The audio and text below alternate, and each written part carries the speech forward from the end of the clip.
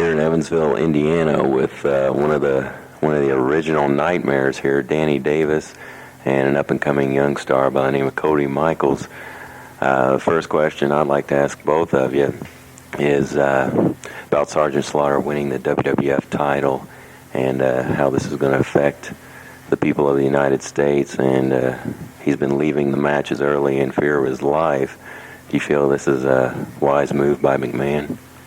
Well, he's obviously doing this for obvious reasons. I think to increase his gate because he's trying to capitalize off of the Iraqi war situation. Some people criticize it. Some people think it's great. I don't have a personal opinion of it because I'm just a wrestler. I'm not a person who's in that position to make those type of decisions, but I think I know what he's doing, and wrestling right now is probably at an all-time low, in my opinion, and I think what he's trying to do is capitalize off of what's out there, and from all accounts, he's trying to exploit it in every way possible. He's doing it, and I think he's going to do a good job with it. And eventually, what better way to do it than to have the title on a man like Slaughter, and then have the most over person in professional wrestling, Hulk Hogan, to win it back at the WrestleMania. That's what I'm trying to say. What about you, Cody? No, I think the same thing, and I really don't have an opinion, but from all reports, is definitely a heat getter. And, just to agree with Danny, there's not too many doubts, in people's mind that, come WrestleMania, Hulk Hogan, he's going to put him over Slaughter. Yeah, you guys spoke of an all-time low of attendance, and what do you attribute this to? I know there's people try to blame it on the sheets and everything, but the sheets only hit 5,000 people. What do you think the number one problem is in attendance these days? Well, I do not agree that it's the sheets that's doing it. I think that it's overexposure on TV. I mean, years ago, when I've been wrestling for 12 years, and years ago, each territory, they were able to make their own stars because that was the only wrestling that territory could get. Now, when cable TV first came out, me being the greenhorn that I was, said that'll be the death of this profession because there won't be any local stars anymore. And that's exactly what's happened, because just about on any given day now, you can turn the TV on and watch wrestling from anywhere in the world you want. And, why would anybody want to pay to come out to see a live event when they can just sit home and watch the TV in the comfort of their own home, especially with high price of tickets and the gasoline prices the way they are. So my thing is it's just overexposure. That's what I think. When a young guy like you has not been in the business very long, do you feel that you've been cheated, and you see some of these bigger guys that are 300 pounds, 6'8"? Do either one of you guys feel cheated that you weren't blessed with that big size and that you couldn't get a big break in the WWF or anything? No, I don't. I don't feel cheated at all. I'm just gonna, use my abilities, to whatever extent I can. And I do think there's still a place in this business for people our size, workers our size, good workers that can go out and have good matches. There's definitely still a place. What can be done to increase attendance? Well, I guess that's sort of getting back to what Danny was talking about as far as overexposure and inception of cable TV. Growing up in Pittsburgh, you watched Bruno Sammartino and Dominic DeNucci, and that's all you saw. You didn't see Ric Flairs or Nick Bockwinkel's. And now with cable TV, there's so much overexposure. I think, in my opinion, it's got to die down. It has to get off of television in order to get the houses open. Yeah, that's exactly right. And I think if the networks were to choose to take wrestling off the air for a while and just put it back on like the local stations and everything, probably within a period of 8 months to a year, you would see the local stars being made again and attendances also increasing without having to do a whole lot of serious angles to try to entice people to buy a ticket. Yeah, Eddie Gilbert has been known for some wild angles. Do you think that the incident with Lawler was done a little bit too soon, or just being desperate to get people into the arena? Are you talking about the automobile incident? Yeah. No, I don't think it was done too soon. Well, you know, there's a lot of ways to look at it. I mean, I'm sure Eddie's a very, very intelligent person. I've known him a long time. As a matter of fact, I had his very first match with him, and I had one of his last matches in this area as well. You know, I hate to say, but he's an exceptional, gifted person when it comes to coming up with ideas and things. He does know how to put people in seats, but a lot of times your hands are tied. But you know, not to get off on your question. I don't think that a lot of the fans totally believed what they saw. They said it looked too good to be true. They said, you know, only a stuntman could do it. But the fact of the matter was, it actually happened. I mean, it actually happened. And maybe it was too good. But as far as it being done too soon, things like that, I really can't say. I mean, hindsight's much better than foresight, but from the people that I've talked to and heard from, they said it just couldn't have happened. But it did happen. And it was incredible. It looked great, but it did actually happen. It did get our angle of the year.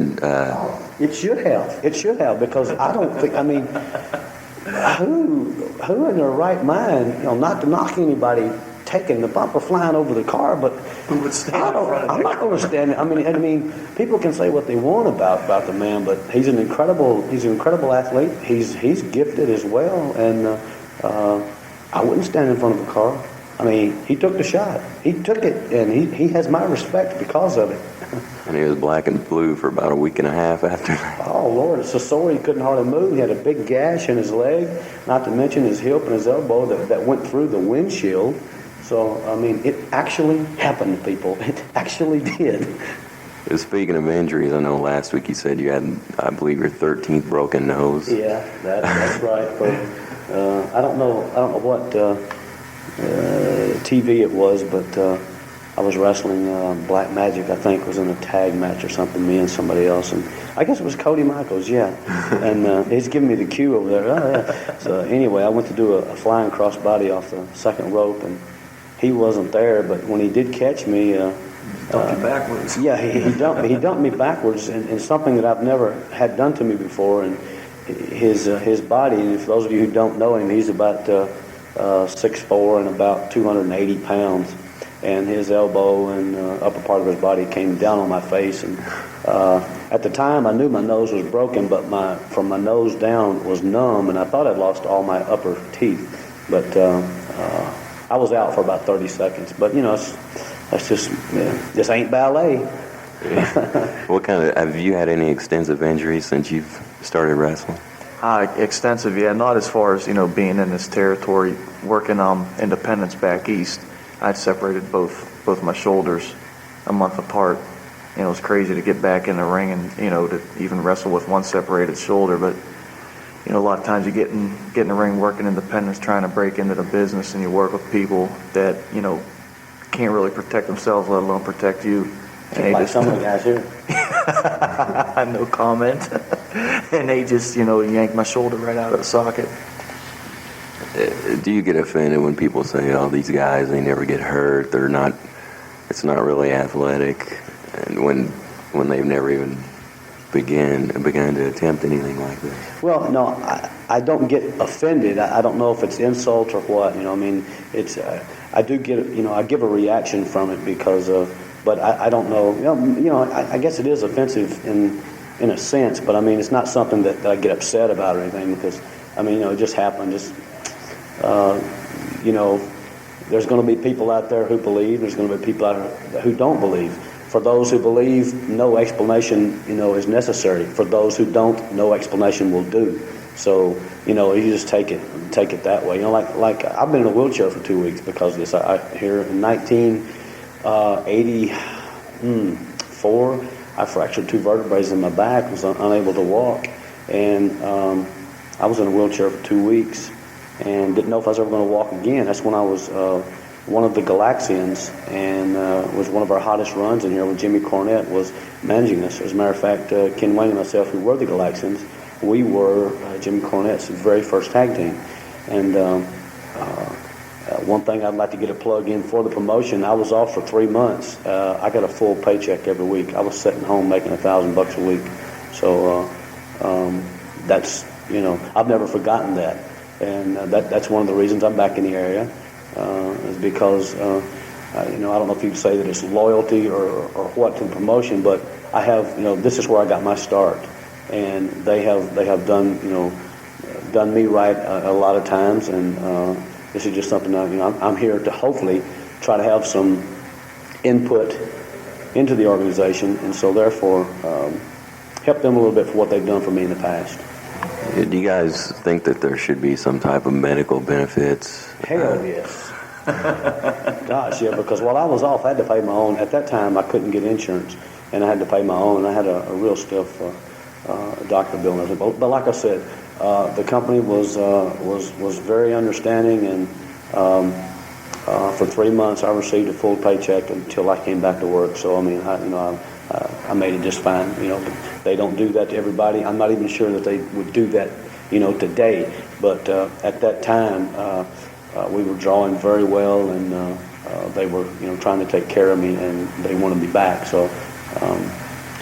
But yes, I think it would be great if there was some sort of medical benefits or something like that. Because hey, all you got to do is just take one bad move out there and you're down. I mean, sometimes if there's a broken board in the ring or what, if you step in a hole, you're going to twist your ankle or break your ankle. I mean, anything can happen. I mean, anything at all.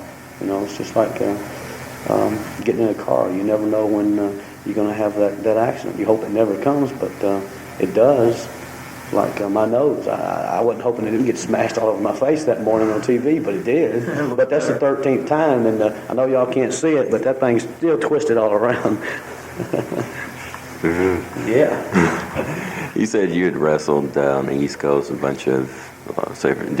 You said you wrestled for Joe Goodhart?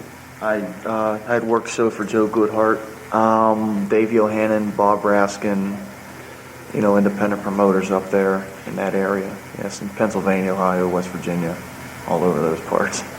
Joe puts on some of the biggest cards, just anywhere for that matter.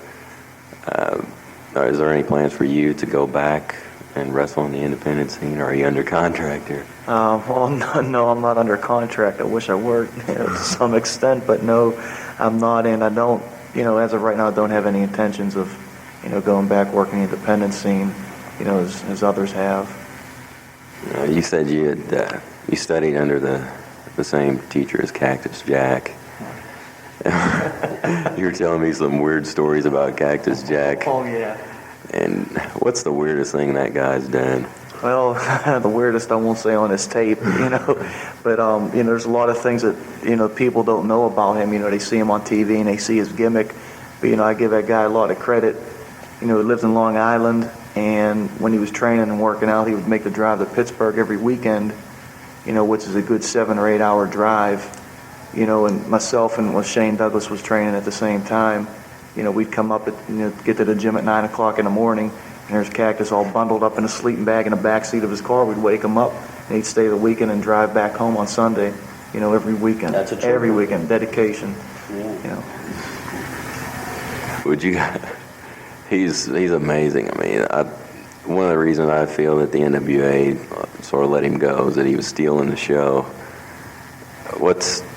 Have you guys ever just wanted to steal the whole show when you've been sort of restricted not to? Not have I ever wanted to, but I've done it on many occasions. And I'm not going to say where, I'm not going to say who, but I've had the office come to me on many occasions and say, please tone it down, you're only in the third match. And my answer to them was, which I'm not what you call rebellious, I like to get along with everybody, but my answer was, well, if the main event can't follow it, you need to revise your card.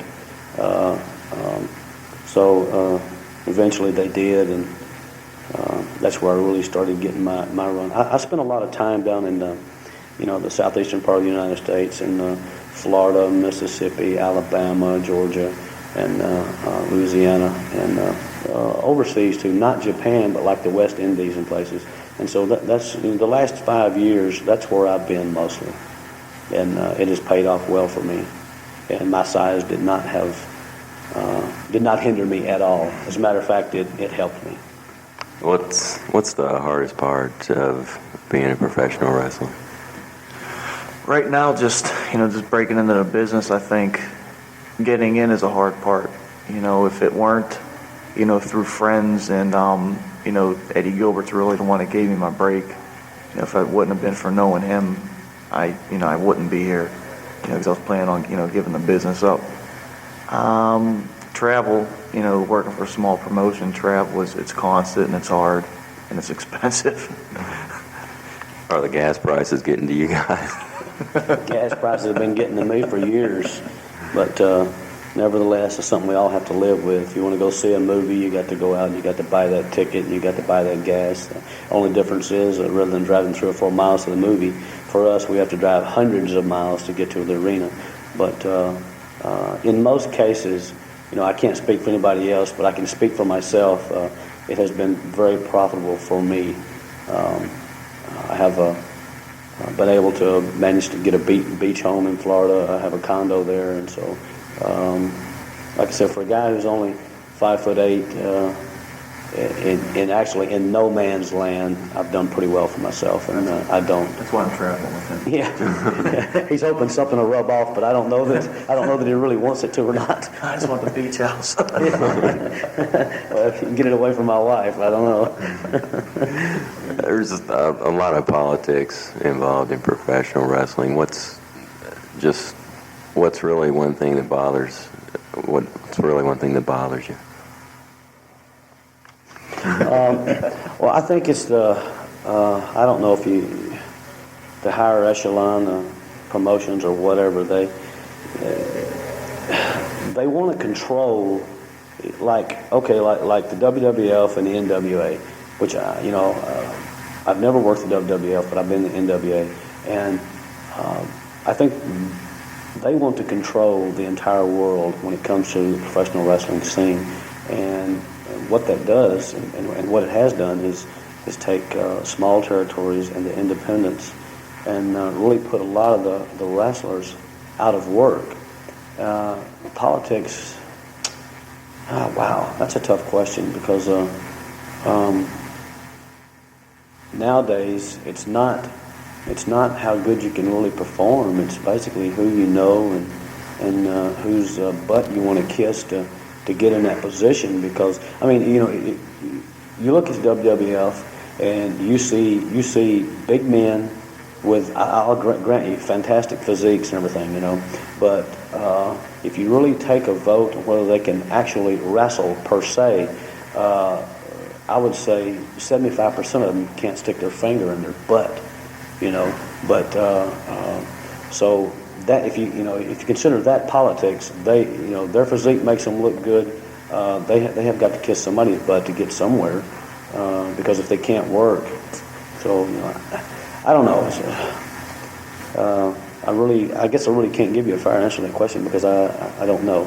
I'm not much on politics. I just try to avoid all the problems like that and just carry on with my little old self and sell a souvenir every now and then and just get in the ring and perform and then just go home. That's and stay out of everybody's way. When you see a guy like Sid Vicious or Ultimate Warrior or Night Stalker getting pushed, how's that, with someone with good ability, how's that make you feel? Well, you have to look at, granted, some people think that, those guys aren't good workers and they can't wrestle, but at the same time, they do have they have good physiques and they have good bodies. They work hard, to make their bodies look like they do, so you have to grant them, some credit, because they do put time in into making themselves look good. Exactly. Because that doesn't come overnight. So I have to give them credit there. As far as as far as myself, I don't get jealous when I see a person like that, being pushed, because that's what wrestling has come to today. McMahon started that, when he basically went worldwide with his promotion. he showed the world that he had big monsters, and New York has always had basically one type of wrestling, and that's like the old stand-up type wrestling. But then, he incorporated guys like Randy Savage and Steamboat, and guys that could actually get down and wrestle and work.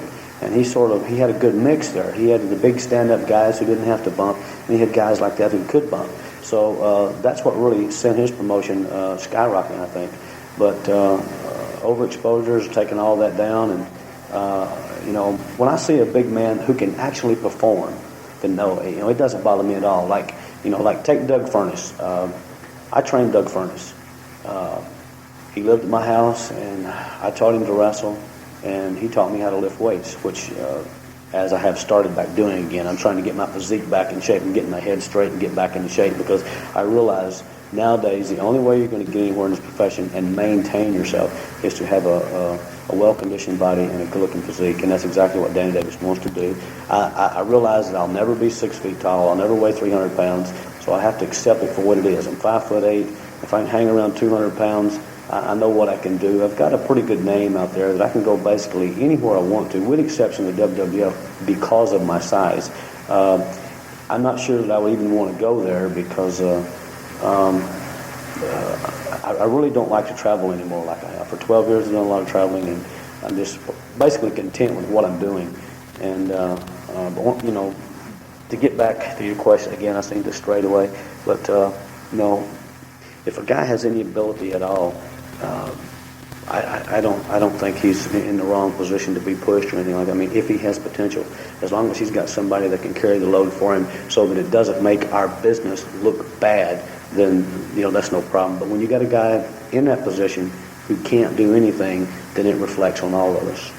No matter how good of workers we are, if that person who's in the limelight doesn't fulfill what he's supposed to do, then it makes everybody look bad. Okay. Is there any final things you'd like to say to the wrestling fans and the listeners of Cassette Wrestling News? Well, yeah, we appreciate everything that you've done as far as the sheets and everything. I mean, because I like to read them. I don't get them that often, but I like to read them, and I don't see a lot of things out there, pro or con about Danny Davis, which is fine with me. That doesn't bother me one bit.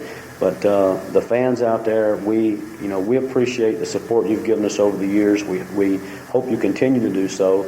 Never get tired of wrestling, even no matter how boring it may seem to you. Just have faith that one day that it will come back around. God bless you all. We love you. How about you, Cody?